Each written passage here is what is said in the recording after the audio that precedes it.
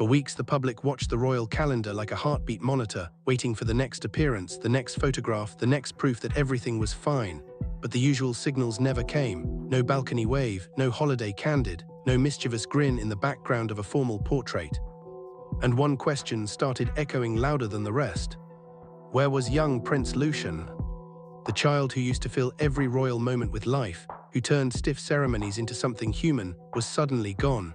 Not in the normal way the palace hides its private moments, not with a casual line about rest or family time. This was different.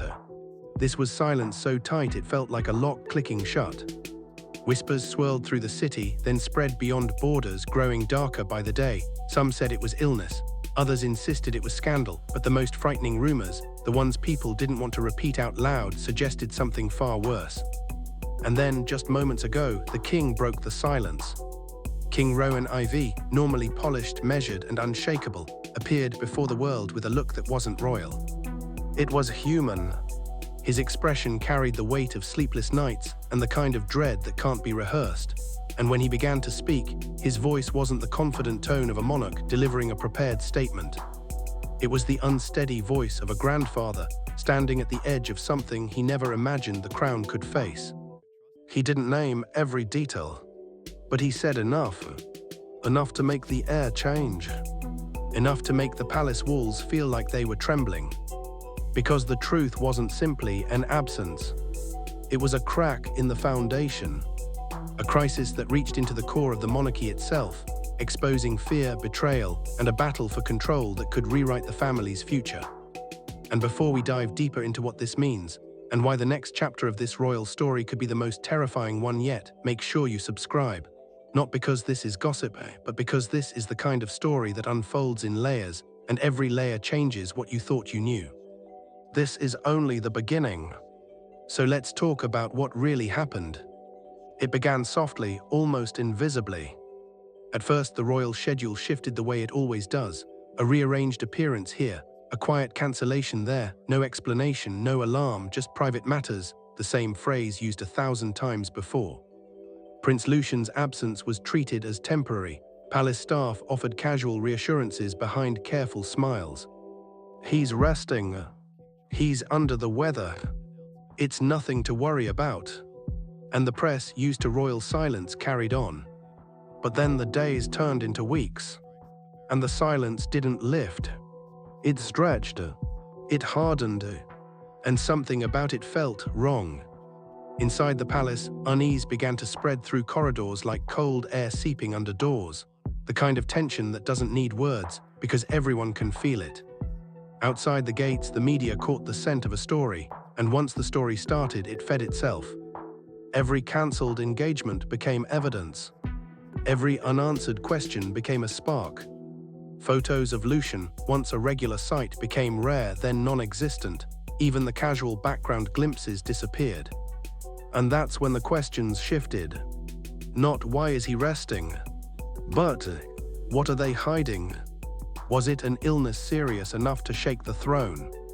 Was it a family crisis no one could contain? Or was there something darker, something the palace feared the world would never forgive? The palace, as always, refused to confirm anything, and in that vacuum the public filled the silence with their worst fears. Because when people aren't given truth, they manufacture it. And the rumors grew teeth. Then the breaking point came. The king appeared. And everyone expected the usual, carefully chosen words, calm delivery, a neat ending. But that is not what they saw. King Rowan stood there with a heaviness that could not be concealed. His posture was straight, yes, but his eyes looked like they had been awake for days. His voice, once polished like marble, was rough at the edges. And when he spoke, it wasn't just about a child. It was about what that child represented. This isn't simply a private matter, he said, pausing as if the next words hurt. This is something that touches the very heart of our family. The room held its breath. Because suddenly this wasn't a young prince resting. This was the monarchy admitting, without fully admitting, that the palace was facing something it could not control. And for a family built on control, that is the most dangerous confession of all. Behind closed doors, the truth had been brewing for far longer than the public realized. The staff had sensed it first, not through official announcements but through the atmosphere. There was a change around the prince's wing. A hush where there used to be laughter. Hushed arguments echoing down corridors. A nursery that felt too quiet, like someone had pulled the sound out of it. Servants who used to smile when his name was mentioned now avoided eye contact. Footmen returned from that side of the residence pale, moving too quickly, as if they wanted distance between themselves and whatever they'd seen. Something wasn't right. And the strangest part, it wasn't a single moment. It was a pattern, a slow tightening of the palace's grip. For months, Princess Ilara, wife to the heir, Prince Adrian, had been walking through a private nightmare. To the world, she remained composed, graceful appearances, steady smiles, the perfect image of royal strength. But behind the scenes, she was unraveling. Because she wasn't just noticing odd days or small changes. She was watching her child shift in ways she couldn't explain. She began quietly arranging consultations, specialists who didn't speak to tabloids, doctors whose names never appeared on official paperwork, experts brought in through private doors at odd hours. These weren't routine checkups. These were assessments, deep evaluations, the kind you only arrange when a mother's fear has crossed the line into certainty that something is truly wrong. And she hid it all. From the press, from advisors, from the staff who talked too much, and most painfully from parts of the family itself. Not because she didn't trust them, but because she didn't trust what the institution might do if it decided her son was a problem. Because a monarchy doesn't just protect children, it protects the image of children. And those are not always the same thing. Then came the moment that changed everything. It happened during a routine play session. Not a ceremony, not a public event, not anything the palace could control with a statement. Just a quiet moment. A child, a room, a mother nearby. And then Prince Lucian collapsed. It wasn't dramatic the way movies make it. It was sudden. One moment he was there, moving, breathing, alive, and the next he was. The heir left the room. Staff rushed in, a medical team scrambled. Someone called for help so fast their voice cracked. There were no obvious signs of injury, no simple explanation. Just fear. Raw animal fear. He was revived, yes. But once a mother watches her child collapse, the world never returns to normal. Ever. Princess Ilara called Prince Adrian immediately, her hands shaking so badly she could barely hold the phone. Her voice didn't sound like royalty. It sounded like a mother falling apart. "This isn't a phase," she said. "This isn't nothing, we can't pretend anymore." And in that moment, the palace stopped being a home. It became a battleground. Because what followed wasn't only medical. It was political. The palace moved into protection mode, and that protection wasn't gentle. It was strategic. The family withdrew from public life so suddenly it felt like disappearance. 2 weeks passed, no engagements, no statements, no appearances. The silence was jarring because Prince Adrian and Princess Ilara had always balanced duty and privacy with precision. This time it wasn't balance. It was retreat. And the most shocking part, not everyone inside the family was informed the same way. In her desperation to protect her son, Ilara narrowed the circle of trust until it became almost no one. Even King Rowan, grandfather to the boy, was not fully briefed at first. And for a monarch who believed he must always be the last line between chaos and the public, that felt like betrayal. He had been attending diplomatic functions, briefings, royal events, while a storm was forming inside his own family without his knowledge. And that secrecy, even when driven by love, began to rot the family from the inside. The queen consort Marin took it as a personal insult. She demanded answers. Where is the boy? What is happening? Why is everyone acting like the palace is on fire? And Ilara, tired, terrified, and running on fumes, gave her nothing but careful silence. That silence enraged Marin. In private, she accused Ilara of being dramatic, overprotective, paranoid. She framed it as hysteria, as media pressure, as weakness. But for Ilara, it wasn't hysteria. It was survival, because she wasn't just fighting for her child's health. She was fighting for his dignity.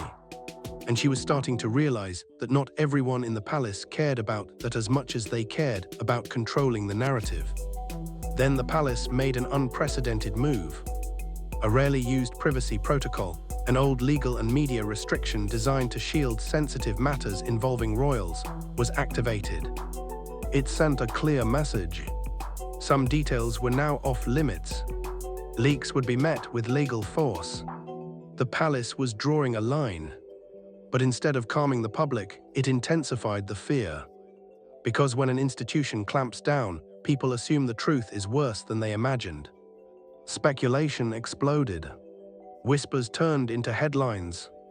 And the outside pressure squeezed the family tighter, forcing everyone into harder positions.